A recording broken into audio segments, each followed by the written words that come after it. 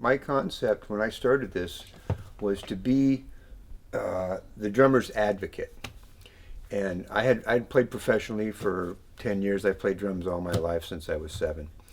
And when I decided to do this, I was frustrated with being a drummer, and I figured I'd get on the other side of it. And by being a drummer and have been in that side of the situation, I felt like I could offer the drummers a lot more than what they believe could be done.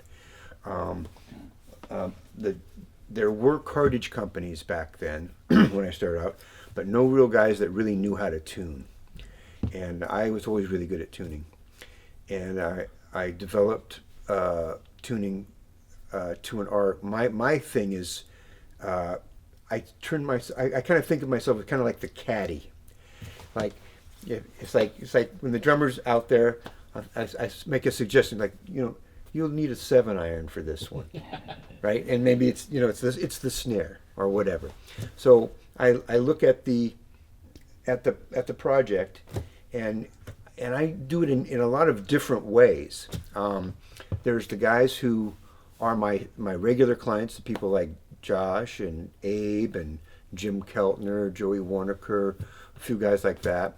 And then there's other people who will bring me in just for their albums.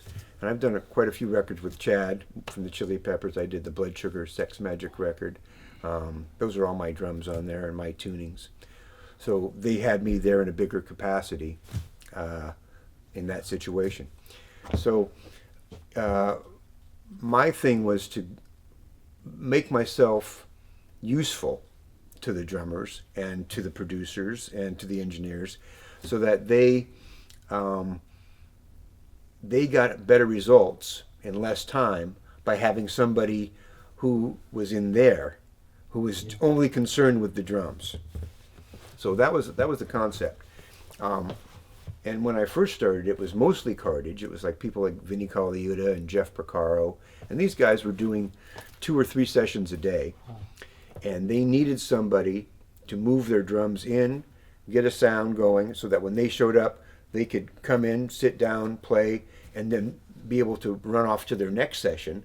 So while they were playing, we were setting up the next session. And when I started this in the 80s, there were days where I was doing 11 or 12 setups a day. Wow. Yeah, it was really, and Vinny alone used to do 2 or 3. Jeff would do 1 or 2. Jim would do 2 or 3 a week.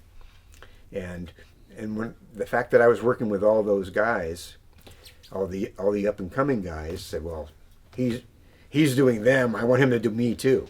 So we got to the point where we were just doing it nonstop. I used to work 100 hours a week easy.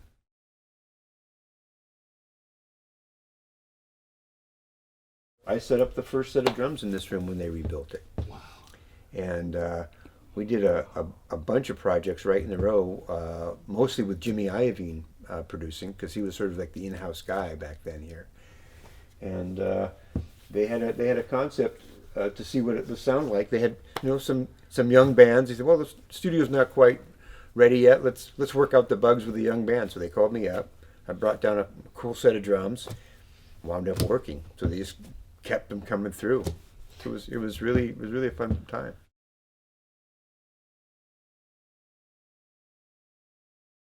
It's really important for me that we have the right instrument for the project. The classic thing that I tell people is, you're not going to get a John Bonham drum sound with a Ringo drum set. So I know the difference between those things, and it's important to me. Like when somebody calls me up, I'll try to pick their brain, have them give me an idea of where they're going with it, and I'll try to put a set together that will give them what they're looking for. So it starts with the instrument. I think it really does start with the instrument, and then the next biggest thing, I think, is the engineer. The engineer knows what they're doing, and they're not just a one-trick pony. It's really important. My thing is when someone says, we understand you're a good drum tuner, I like to think of it differently. It's not just tuning the drums. It's getting a sound that's appropriate for the project. So that's what I really like to do. So if somebody calls me and it's like I was in this room not too long ago with Slayer. So we got them a sound that was just this aggressive drum sound that worked for their project. And then I go to another session with Bruno Mars, and we brought him old vintage Ludwig drums with small sizes to give him that sort of that old R&B kind of like Stax or Motown sound. So my thing is to understand what the right instrument is to put in the song or the project.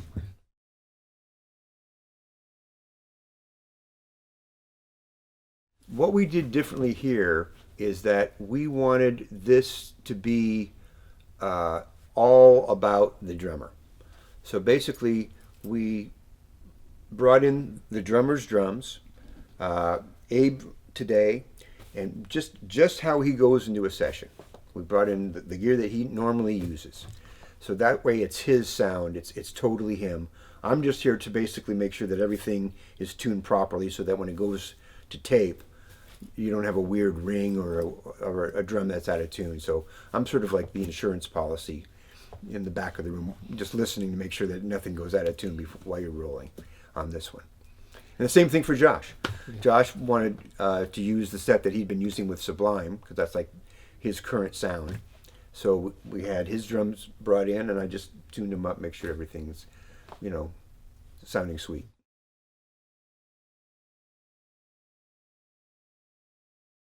I grew up with tape. I love tape. I love what it does. I like the warmth. I like the richness of tape.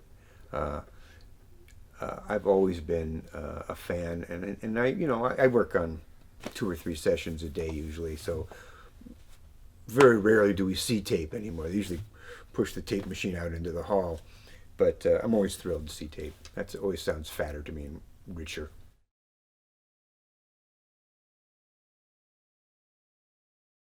I'm just glad that I got in when I did. The 80s and 90s, they were really good times. I mean, we were really busy. My shop was like a beehive. And we used to work on projects like when Michael Jackson would start a record, he'd have 3 studios. It wouldn't just be one room in a studio. It would be 3 studios, and he might have 2 or 3 rooms in each studio. So it used to really just come alive when somebody like that was recording. And the budgets have obviously shrunk, and the amount of projects it's not as many projects that we're seeing these days, but there's still a few things going on, and there's definitely enough to keep me running. I don't know if I could do what I did back then physically, because it used to be 4 hours sleep, 4 or 5 hours sleep, and run again. I had days where I would get a phone call at 9 or 10 o'clock at night. This happened with the Rolling Stones. I get a phone call from the engineer that's going to be working with the Rolling Stones on a Sunday night. He called. We understand you have drums that Charlie likes to use. I said, yeah. I said, where are you going to be working? We're going to be working at Ocean Way. I said, what time tomorrow would you like them delivered? They said, oh, we'd like them delivered as soon as possible. We're hoping to start tracking at 2 a.m. So I got out of bed, went down and got the drums, took them down to the studio, worked with those guys until dawn, and then I went down the hall because I was booked on another session at the same studio at 10 a.m. And it was, that's the way it was back then. It was just, it was on. Yeah. So, like I say, I need at least 7 hours sleep these days. So I'm happy about that. But I like to work. I like to get in there, and it's always a real feeling of accomplishment especially when something you work on gets to the radio or it's a big hit. That's very satisfying.